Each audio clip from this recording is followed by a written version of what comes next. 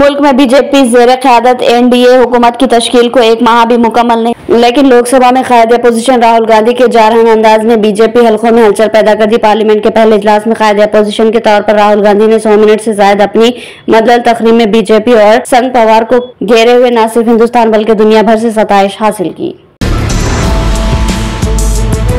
हिंद मजलिस इत्तेहादुल मुस्लिमीन के सदर और हैदराबाद के रुकन पार्लियामेंट बैरिस्टर असदुद्दीन अवैसी ने मंगल को लोकसभा में कहा कि मुसलमानों पर हुजूमी तशद्दुद हो रहा है और हर तरह से परेशान किया जा रहा है। बैरिस्टर असदुद्दीन अवैसी ने कहा कि मैं आज इन लोगों की तरफ से बोल रहा हूं जो नजर आ रहे हैं, लेकिन कोई इनके बारे में बात नहीं करता, इनकी कोई नहीं सुनता। मैं इनके बारे में बात कर रहा हूं जिनके बारे में वज़ीर आज़म नरेंद्र मोदी ने कहा था कि वो दरअंदाजी करने वाले हैं। मैं इन बेटियों और माओं की बात कर रहा हूं जिनके बारे में कहा गया कि वो ज्यादा बच्चे पैदा करती है। मैं इन नौजवानों की बात कर रहा हूं जो मॉब लिंचिंग से मारे जा रहे हैं। मैं इन वालिदैन की बात कर रहा हूं जिनके बच्चे इस हुकूमत के क़वानीन के तहत जेलों में हैं। हैदराबाद में कम कीमत पर कुर्बानी का हिस्सा फरोख्त करने के नाम पर हजारों मुसलमानों को धोखा देने वाले 3 अफराद को पुलिस ने गिरफ्तार कर लिया और उनके कब्जे से लाखों रुपए बरामद कर लिए। बताया जा रहा है कि धोखेबाजों ने 2 करोड़ रुपए हजार मुसलमानों से इकट्ठा करके फरार हो गए थे। धोखेदही का ये वाकया 17 जून को ईद उल अजहा के दिन उस वक्त मंजर आम पर आया जब लोगों को कुर्बानी के गोश्त का हिस्सा नहीं दिया गया, जिस पर मुतासिर अफराद ने पुलिस स्टेशन में शिकायत दर्ज करवाई। आज पुलिस ने इन मुलजिमों में से 3 को गिरफ्तार कर लिया और उनके कब्जे से 30 लाख रुपए की नकद रकम, 1 लैपटॉप, 3 सेलफोन जब्त कर लिए।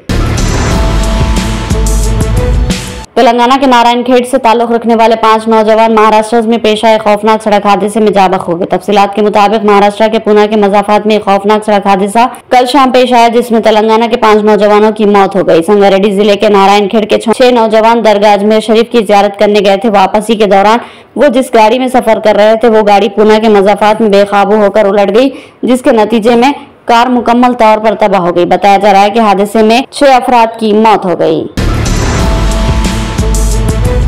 आंध्र प्रदेश कांग्रेस कमेटी की सदर वाईएस शर्मिला ने मंगल को यहां चीफ मिनिस्टर रेवंत रेड्डी से इनकी क़यामगाह पर मुलाकात की। मालूम हुआ कि उन्होंने चीफ मिनिस्टर को विजयवाड़ा में साबिक़ चीफ मिनिस्टर अंजहानी वाईएसआर राजशेखर रेड्डी की यौम पैदाइश की तकरीबात में शिरकत की दावत दी।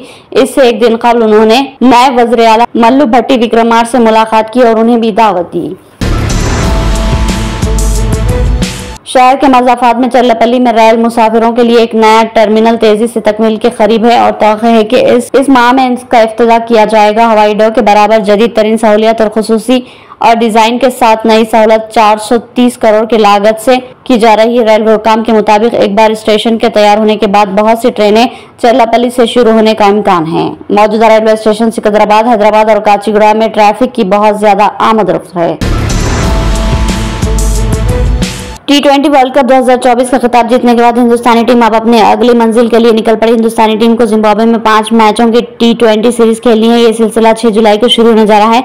इस सीरीज के लिए जिम्बाब्वे ने अपनी टीम का ऐलान कर दिया। जिम्बाब्वे ने पाकिस्तानी नवजात खिलाड़ी को अपनी टीम में शामिल किया। ये खिलाड़ी उस वक्त बहुत अच्छी फॉर्म में है और आने वाली T20 सीरीज में हिंदुस्तानी टीम के लिए बड़ा खतरा साबित हो सकता है। सिकंदर रजा हिंदुस्तान के खिलाफ खेली जाने वाली इस T20 सीरीज में जिम्बाब्वे की कमान संभालेंगे।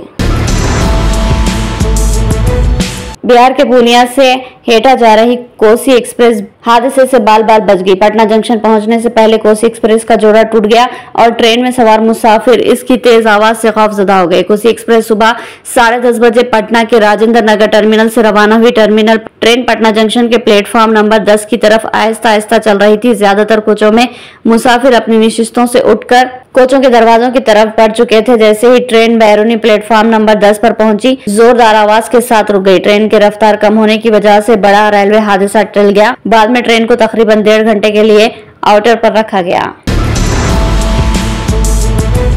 सर में लिखने का पेन धंस जाने के नतीजे में 4 साल की बच्ची की मौत हो गई। ये वाकया रियासत तेलंगाना के भद्राचलम में पेश आया। तफसीलात के मुताबिक सुभाष नगर से ताल्लुक रखने वाली लड़की पीर के दिन खेलते खेलते पलंग से नीचे गिर पड़ी, जिसके नतीजे में वहां रखा हुआ लिखने का पेन इसके सर में धंस गया। लड़की के सर से शदीद तौर पर खून बह रहा था।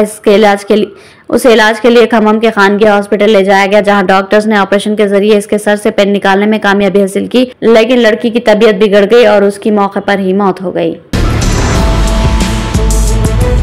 रियासत उत्तर प्रदेश के हाथरस जिले में एक मजहबी प्रोग्राम के दौरान भगदड़ मच गई।